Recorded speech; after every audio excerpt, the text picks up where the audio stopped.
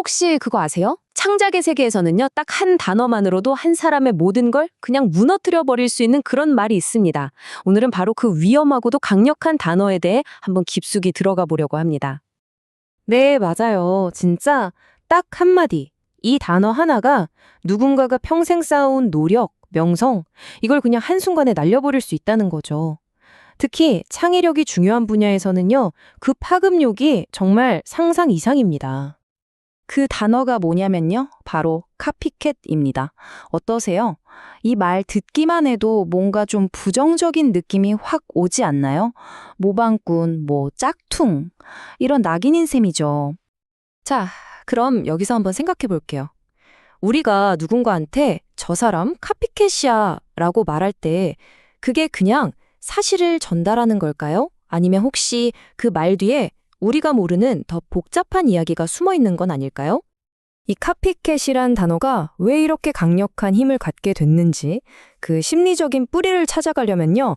좀 놀랍지만 아주 먼 과거로 시간 여행을 떠나야 합니다. 현대사회에서 쓰는 이 단어가 어떻게 역사적인 비극이랑 연결되는지 지금부터 한번 같이 보시죠. 자, 13세기 유럽을 한번 상상해 보세요. 그때는 정말 엄청난 공포와 불확실성이 지배하던 시대였거든요.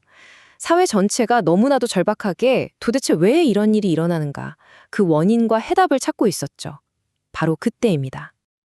그 공포의 정체는 바로 흑사병이었는데요. 당시 유럽 인구의 무려 3분의 1을 죽음으로 몰고 간 끔찍한 전염병이었습니다. 이게 어느 정도 규모인지 상상이 가시나요? 이게 어떻게 비극적인 연쇄 반응으로 이어졌는지 한번 보세요. 사람들은 이 거대한 공포 앞에서 비난할 대상을 찾기 시작했어요. 그때 교황이 고양이는 악마와 관련이 있다고 선언해버립니다. 그러자 마녀 사냥의 광기 속에서 수많은 고양이들이 그냥 학살당한 거죠.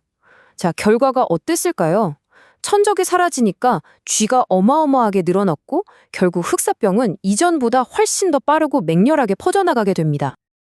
이게 바로 우리가 말하는 희생양 삼기입니다. 진짜 문제를 해결하는 대신에 그냥 만만한 대상을 찾아서 비난의 화살을 돌리는 거죠. 저들 때문이다, 이렇게요. 이건 굉장히 강력한 심리적인 전략인데 중요한 건 이 전략이 오늘날에도 여전히 아주 교묘한 방식으로 사용되고 있다는 겁니다. 자, 그럼 이제 중세 세대의 이 희생양 찾기가 어떻게 현대로 넘어와서 기술과 특허 전쟁이라는 또 다른 전쟁터로 이어지는지 한번 살펴볼게요. 그러니까 어떤 위기감이나 공포를 잠재우려고 특정 대상을 지목하는 이 전략, 이건 시대를 초월해서 계속되고 있는 거죠. 바로 이 장면이 상징적입니다. 2011년 3월 스티브 잡스가 아이패드 2를 발표하는 자리에서 경쟁사들을 향해 뭐라고 했냐면요.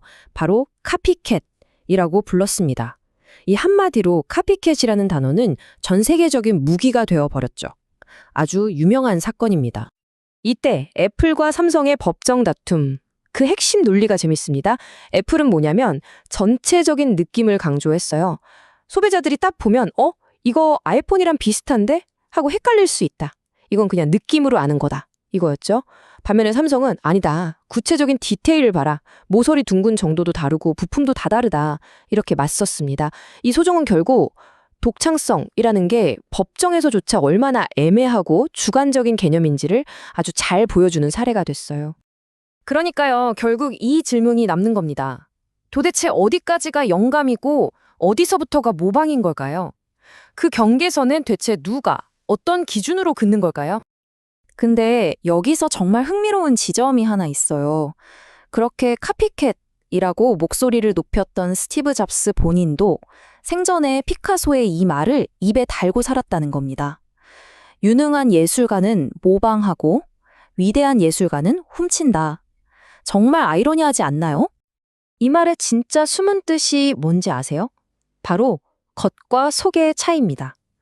다시 말해서 그냥 그런 예술가는 겉모습만 베끼지만 진짜 위대한 예술가는 그 안에 담긴 본질, 철학, 그 속을 훔쳐서 완전히 자기 것으로 소화해낸다는 거죠.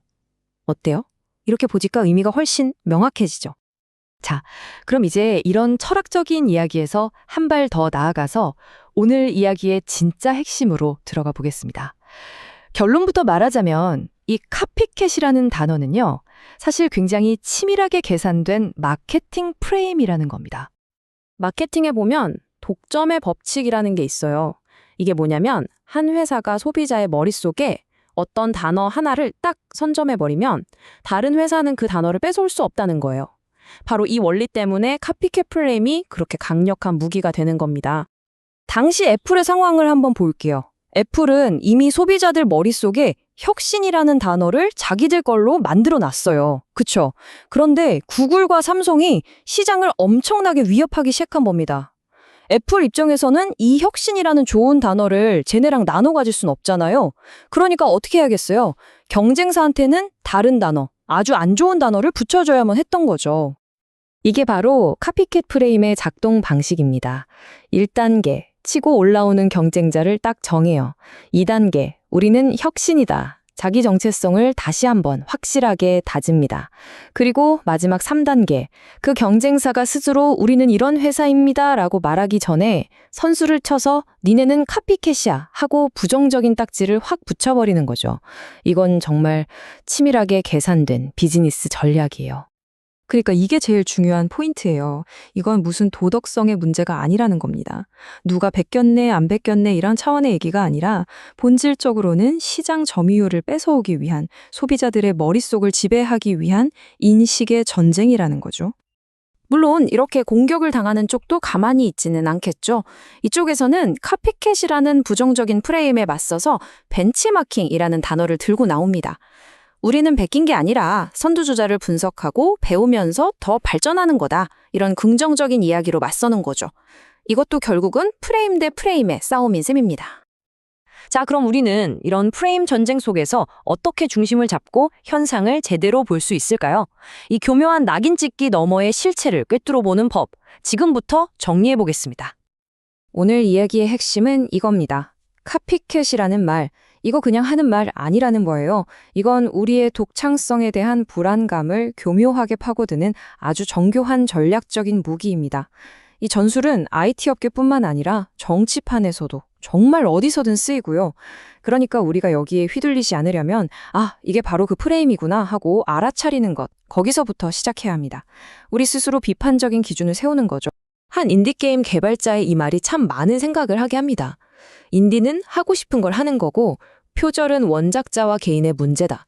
수많은 인디 개발자들은 모두 표절가다. 결국 창작자들 사이에서도 이 문제는 이렇게나 복잡하다는 거죠. 어쩌면 우리가 당연하게 생각하는 장르라는 것 자체가 서로가 서로에게 영향을 주고받으며 발전해온 결과물일지도 모릅니다. 그래서 마지막으로 이 질문을 한번 던져보고 싶습니다. 이렇게 모든 것이 서로 연결되고 리믹스되고 영향을 주고받는 세상에서 과연 완벽한 독창성이라는 것만이 우리가 추구해야 할 유일하고 올바른 목표일까요? 이 질문에 대한 여러분의 생각은 어떠신가요?